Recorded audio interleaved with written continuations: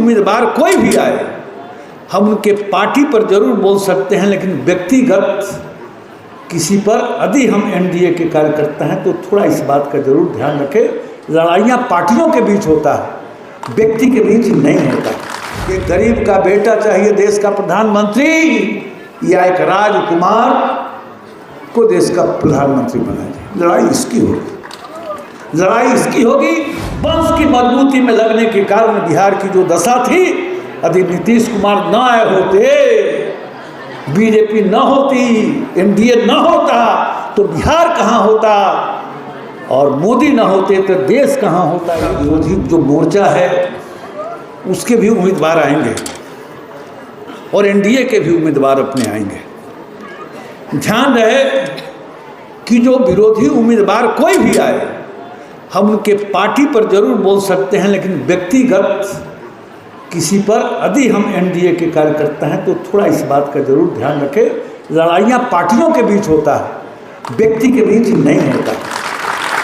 आज लड़ाई बिहार में होगी, देश में होगी कि नरेंद्र मोदी चाहिए, एक गरीब का बेटा चाहिए देश का प्रधानमंत्री, या एक राजकुमार को देश का प्रधानमंत्री बनाए। लड़ाई इसकी होगी, लड़ाई इसकी होगी कि बिहार में नीतीश कुमार, उपेंद्र कुशवाहा, मांझी जी, चिराग जी, सम्राट जी, विजय जी को मजबूत बनाया जाए, कि उस परिवार को मजबूत बनाया जाए। देखिए देश का दुर्भाग्य और बिहार का जो दुर्भाग्य, उसका सबसे बड़ा कारण ये रहा, मैं बराबर अपने भाषण में कहता हूँ कि 1962 में भारत और हिंदुस्तान का युद्ध हुआ था, और युद्ध के बाद चीन ने सीमा पर अपनी सेना को मजबूत किया, सीमा को मजबूत किया।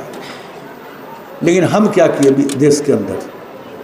किसी भी एक्स मिलिट्री मैन से गांव में पूछिएगा, हमारे सेना के जवान अपना रसद, पानी, बेडिंग 100-100 किलोमीटर पीठ पर लाद कर ले जा रहे थे, लेते जाते थे, परेशान होते थे।